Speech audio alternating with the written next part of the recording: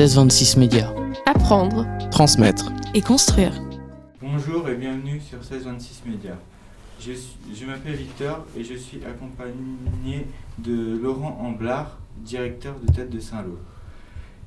Nous allons aujourd'hui nous intéresser aux différents métiers du théâtre. Alors monsieur Amblard, bonjour. Bonjour. Quels sont les postes au sein du théâtre ? Alors au sein du théâtre, il y a toute une équipe qui travaille. Il y a d'abord une équipe administrative. Donc moi je suis directeur, c'est moi qui coordonne toute l'activité du théâtre. Ensuite il y a une administratrice qui gère toute la partie budget, contrat, avec tous les différents partenaires et les prestataires qu'on a au théâtre. Ensuite il y a une chargée de billetterie et de communication qui travaille aussi au théâtre. Puis après il y a toute la partie technique avec différents régisseurs, un régisseur général, un régisseur lumière, un régisseur son, qui sont là pour accueillir les compagnies sur la scène du théâtre et pour organiser la partie technique, lumière, son, décor du spectacle. Et puis après, il y a d'autres personnes qui travaillent à l'accueil du public, à l'accueil des compagnies, qui assurent la sécurité du personnel aussi. J'ai pas mal. Et quel est votre parcours pour en arriver en tant que directeur ? Alors moi j'ai un parcours un peu atypique et en même temps assez rationnel. Après le bac j'ai fait des études en architecture et en même temps j'étais au conservatoire en classe d'art dramatique, en classe de théâtre, et puis je menais les deux un peu en parallèle. Et puis à un moment donné, à force d'aller voir des spectacles, je me suis rendu compte justement que dans les théâtres il y avait plein de gens qui travaillaient et qu'on pouvait y faire plein de métiers différents. Et j'ai changé d'orientation scolaire. C'est-à-dire que je suis parti me former en administration culturelle, on appelle ça comme ça. Donc j'ai fait des études, licence, maîtrise en administration culturelle, j'ai fait des stages dans des théâtres, et puis j'ai commencé d'abord à travailler en m'occupant de la communication et de la médiation des relations publiques dans plusieurs théâtres. Et puis je suis monté progressivement, après je me suis occupé un petit peu de la programmation jeune public, et puis à un moment donné, j'ai postulé sur un poste de... c'était à la fois directeur de la programmation et de la communication, et puis j'ai été pris, et puis voilà. Quel est votre rôle en tant que directeur ? Alors d'abord, le théâtre de Saint-Lô, c'est un théâtre municipal, donc j'étais engagé par la mairie, comme tous les gens qui travaillent dans ce théâtre-là. Alors moi j'ai un statut un peu particulier, je suis contractuel. Il y a d'autres personnes dans le théâtre qui sont fonctionnaires.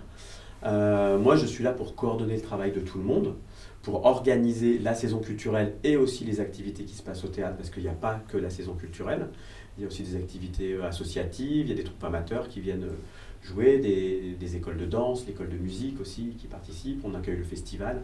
Donc moi je suis là pour la coordination du planning d'une manière un peu générale. C'est moi qui fais la programmation, c'est-à-dire qui choisit les spectacles. Donc pour choisir les spectacles, je vais voir beaucoup de spectacles. Donc je vais dans des festivals comme le Festival d'Avignon par exemple, ou le Festival Mythos à Rennes, et puis je vais voir aussi beaucoup de spectacles dans d'autres théâtres tout au long de l'année. Donc je suis absent une partie du temps parce que je me déplace pour le spectacle. Je rencontre aussi beaucoup de compagnies qui ont des projets, parce que des fois les spectacles ne sont pas encore créés. Donc je les rencontre, on discute, si le projet m'intéresse, on va les accompagner, ils vont venir répéter, être en résidence, et après on voit si on fait le spectacle ou pas.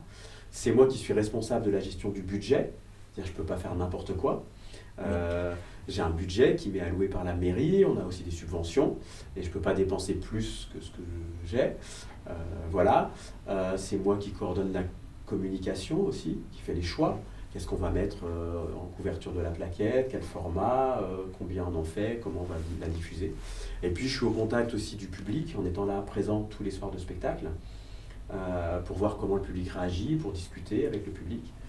Voilà, c'est tout ce travail-là. Et puis plein de partenaires culturels sur Saint-Lô et dans la Manche, avec qui je suis en relation. Et comment vous faites pour programmer ?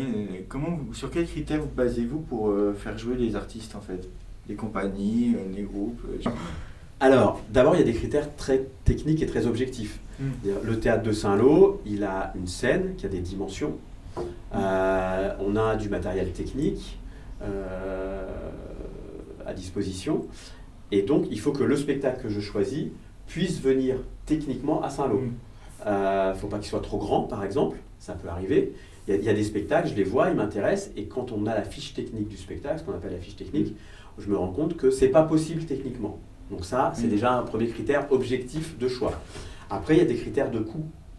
Les spectacles ont un coût en fonction du nombre de personnes sur le plateau, en fonction de la notoriété des gens. Si le spectacle vient de loin, il y a plus de frais de transport, des choses comme ça. Donc moi, comme j'ai une salle qui fait 400 places, qu'on a un prix de billet, même si on ne rentabilise pas tous les spectacles, puisqu'on a un théâtre public subventionné, il y a certains spectacles qui sont trop chers, par exemple, pour le théâtre de Saint-Lô. Et puis après, il n'y a qu'un théâtre à Saint-Lô, c'est un théâtre municipal, il faut qu'il y ait du théâtre, de la musique, de la danse, du cirque, enfin un peu tous les arts. Donc je ne vais pas faire que du théâtre, ou je ne vais pas faire que de la danse, ou je ne vais pas faire que du cirque. Il faut équilibrer, voilà. Après j'ai une mission aussi sur le jeune public, donc il faut aussi qu'il y ait des spectacles scolaires. Donc voilà, je sais que je peux faire entre 30 et 35 spectacles dans la saison, à peu près, parce que c'est le temps que j'ai pour ça. Il faut que ce soit équilibré dans tout ça, il faut qu'il y ait une cohérence. Et puis après, il y a aussi une question. Moi, je viens d'arriver à Saint-Lô, je ne suis pas là depuis très longtemps. Donc ce que je fais actuellement, c'est je parle beaucoup avec le public, avec les gens. J'essaie de me rendre compte de ce qui se passe bien à Saint-Lô, enfin voilà. Oui, je m'intéresse à ça. Donc je vais aussi choisir des spectacles dont je pense qu'il y a un intérêt à ce qu'ils viennent à Saint-Lô. Par rapport à une actualité saint-loise aussi, pourquoi pas. Oui, oui. Je monte des projets aussi avec mes collègues de la médiathèque, du musée, de l'école de musique. Enfin voilà, il y a plein de critères comme ça qui font que la saison, elle est ce qu'elle est. Et puis, il y a un critère, c'est-à-dire que c'est moi qui ai été choisi. J'ai beaucoup discuté avec Madame le maire, avec les élus. On a défini une ligne. À moi de rentrer dans cette ligne et de proposer aussi des choses qui moi, me plaisent aussi en tant que spectateur, tant qu'à faire. Bah oui. Comment vous rencontrez en contact avec les artistes? Alors déjà, c'est beaucoup les artistes qui rentrent en contact avec moi. Ouais, c'est plutôt cool. Quand on est directeur de théâtre, on est très très sollicité. Ouais. Moi, j'ai des coups de fil où je reçois, je sais pas, j'ai à peu près entre 50 et 80 mails par jour, ça dépend des périodes, de propositions de spectacles. J'ai aussi les brochures de saison de tous mes collègues, de tous les théâtres, alors peut-être pas de France, mais en tout cas de Normandie, un peu de Bretagne et puis un peu ailleurs en France. Donc je regarde ce qui se passe et les jours où il n'y a pas de spectacle à Saint-Lô, je vais voir des spectacles ailleurs parce que j'ai été sollicité par les compagnies, parce que j'ai été sollicité par les théâtres, parce que j'ai vu quelque chose qui pouvait m'intéresser. Quand je vais dans un festival, je reste plusieurs jours et là je vois 3, 4, 5, 6 spectacles par jour. Voilà. Après, je ne peux pas voir tout ce qui passe. Ouais, il y en a beaucoup. Il y en a beaucoup. Donc voilà, j'essaye d'en voir un maximum et c'est comme ça que je fais ma programmation. Et comment faites-vous pour attirer justement les jeunes? Parce qu'il y a des jeunes qui connaissent peut-être pas le théâtre et comment les attirer? Alors, déjà, les jeunes viennent quand même au théâtre, que ce soit à l'école, au collège ou au lycée. Alors, il n'y a pas vraiment d'université à Saint-Lô, il y a des antennes. On travaille là sur des séances spécifiques, par exemple. Pour les scolaires, c'est en journée ou le soir. Les jeunes peuvent venir en groupe. Donc ça fait déjà une première approche du théâtre ou du spectacle en général, parce qu'ils viennent aussi voir de la musique ou de la danse.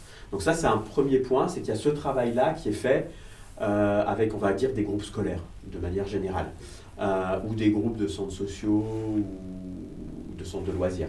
Ça peut être fait. Après, c'est dans la programmation, je vais essayer d'aller chercher des choses dont les jeunes ont pu entendre parler via les réseaux sociaux, peut-être via la télévision, peut-être entre eux.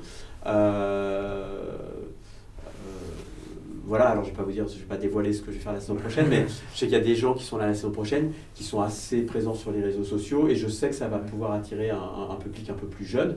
Et puis après, on fait aussi de la communication, on essaye d'en parler un maximum. Voilà. D'accord, merci pour vos réponses et puis à très vite sur 1626 Médias. Merci.